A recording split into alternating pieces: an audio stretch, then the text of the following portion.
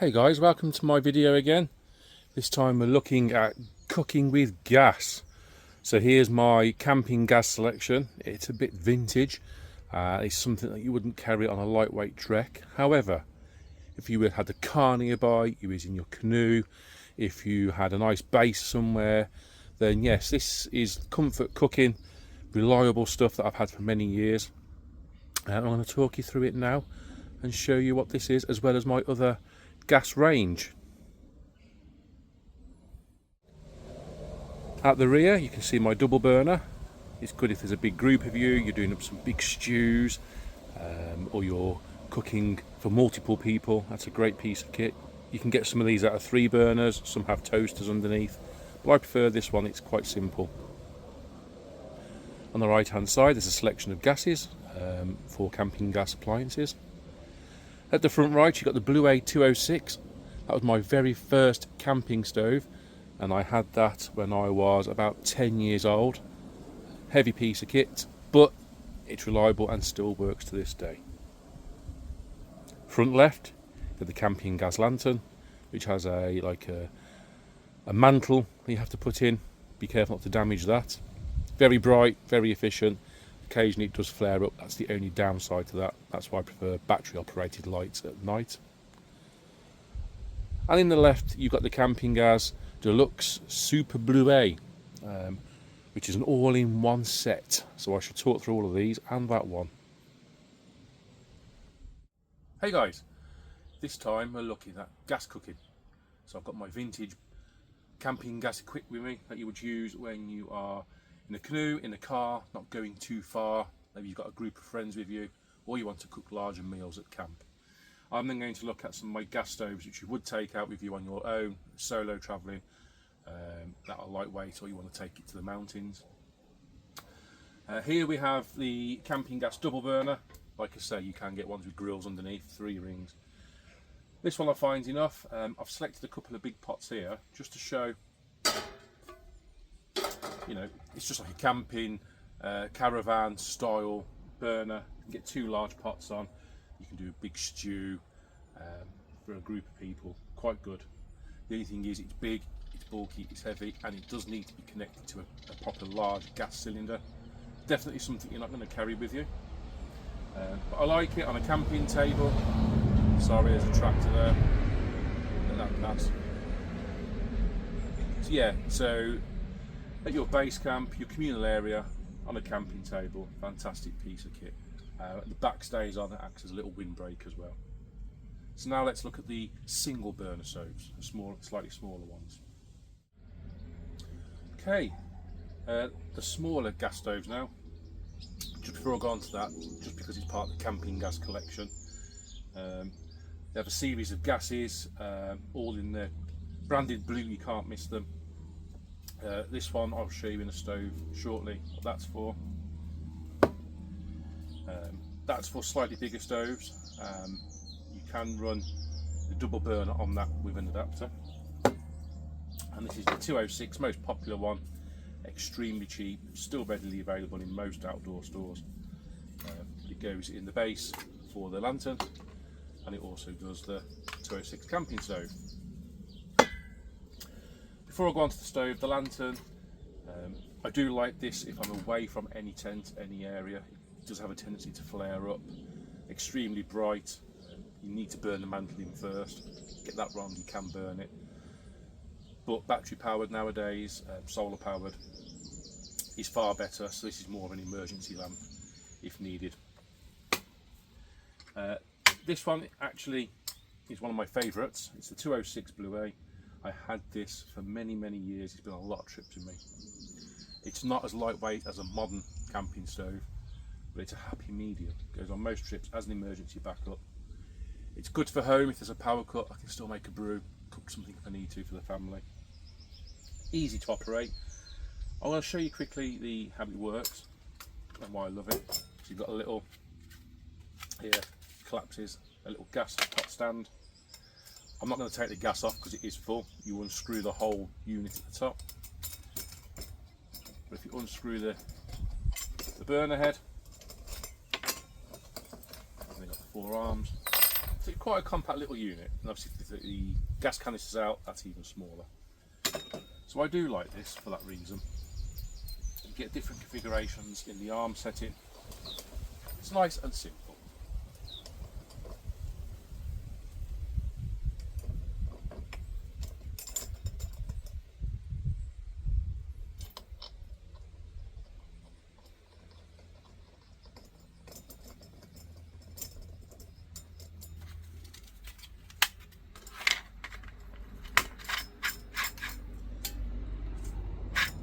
And the other thing to demonstrate, again with the large pot, extremely stable, good for a big meal if you need to, put a smaller pot if so.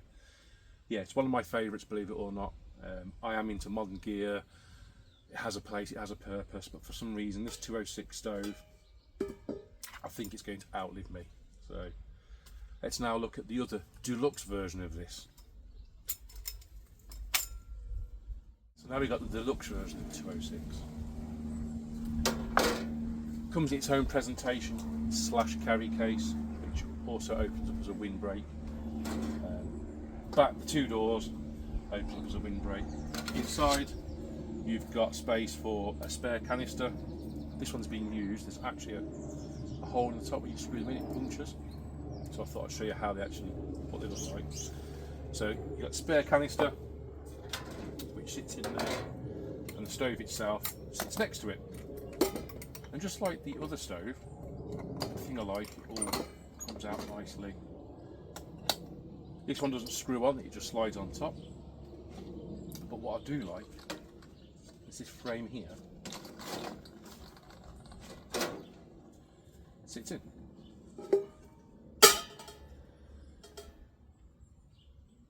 How clever is that?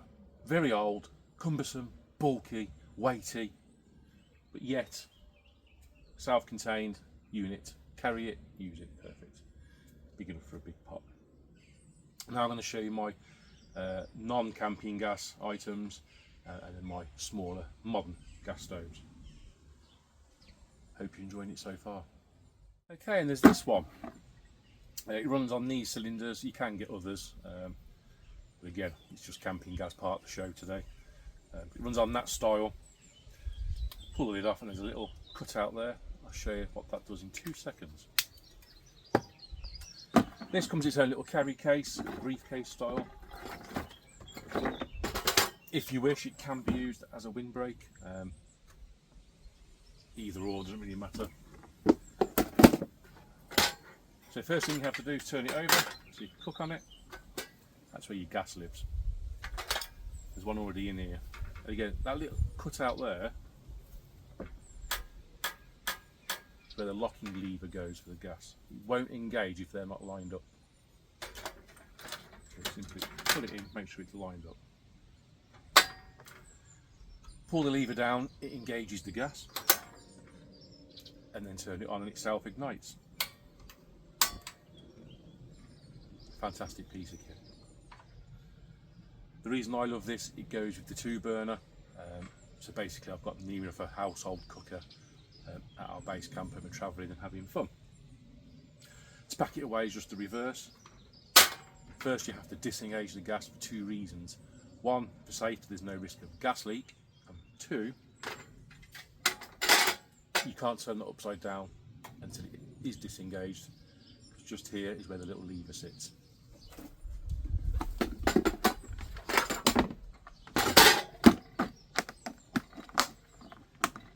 And that just sits in its case.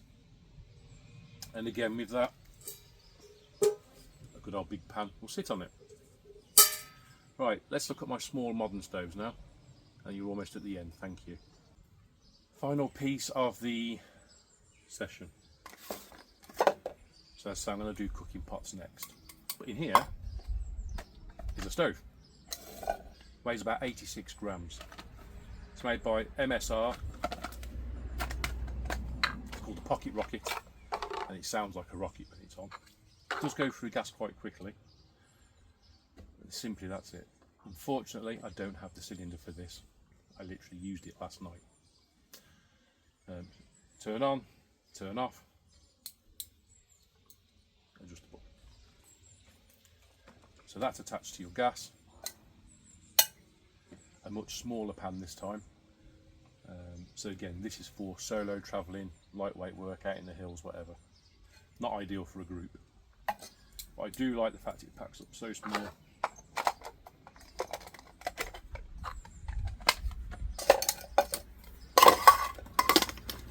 Into your cook pot.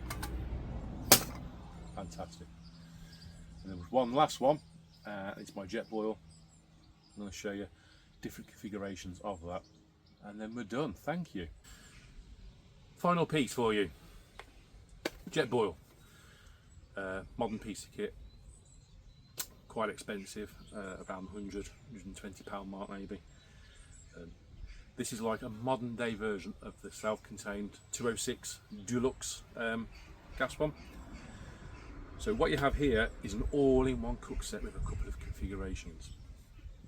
I love this piece of kit. It's abused. There's a few bits I need to replace on it. So let me talk you through it.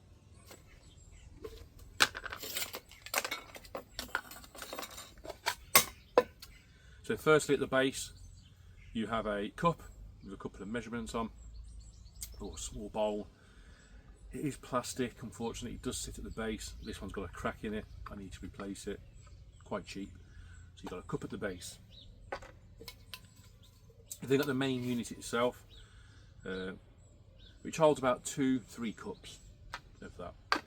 Enough to put a ration pack in, make a brew, boil some eggs, things like that. It's got this built-in flux ring, so the heat is directly through each piece, and there's no heat wastage at all. On top of that, you've got this neoprene case sleeve, different colours just for aesthetics, but all do the same thing. And they've all got this stripe on, rubberized stripe. When the water's hot, it turns yellow, so you can see from a distance. Nice big chunky carry handle, and at the front here, a little holder for a spork. Again, apologies, I don't have a canister for this. You'd have thought I would prep all that making the video, wouldn't you? Simple. So you have to imagine these come with this, with the canister attached. It's got the self ignition on it as well, and it's a screw gas. So you screw your canister onto that and sit it in that. That's your base unit. This then actually attaches to the top unit. The lid is a heat resistant plasticky rubber with a ventilation hole in. When you pat this all down, it all goes inside the feet, the pan stand, everything goes in. A small gas canister goes in last at the top. Where the screw thread is, it sits in there as well. So it allows steam out when you're cooking, but it allows any leakage of gas out at the same time for transportation. And then you've also got a drink mouthpiece and a little hole to attach it to a thread so it doesn't fall anywhere. So the idea being, you light the gas which is attached, leave it, you go yellow, turn the gas off, and if you so wish, you can drink straight out of that. What I do like, your ration pack's warming up in there nicely now, but you want to do something with it. You want to fry some onions or an egg or something to go with it, maybe, if you're feeling posh. So here, you get an attachment. That's it on, doesn't fall off. So your food's cooking in that one. But what this allows you to do now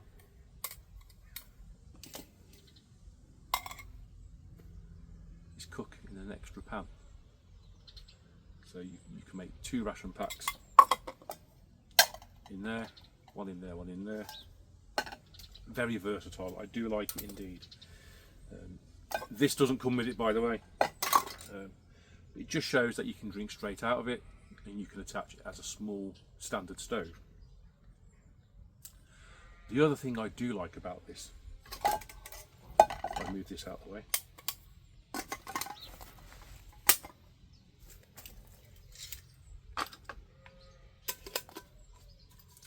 So we'll go back to that mode.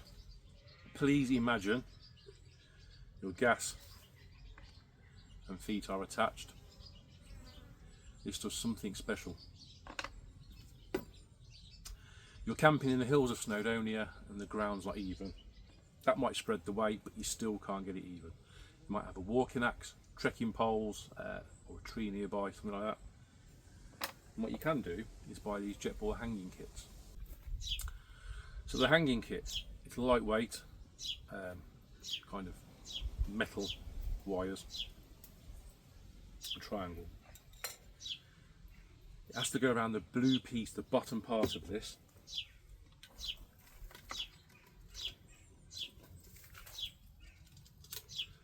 And then what you've then got is a little split pin, which you put through the hole.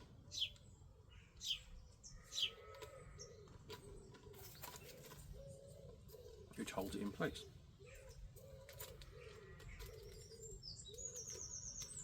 Then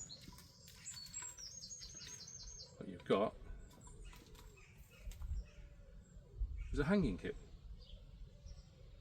This is popular for people who sleep on those portaledges in the Alps, places like that. There's nowhere to stand the unit because the floor is about 3,000 feet below you. But it's great for when the terrain is not great, you don't want to knock it over. And what I also like is that if it's high wind, it just blows around. It won't go anywhere. And what I've got set up here is I always carry in a little bag with it. Is a length of guy rope with a little carabiner on.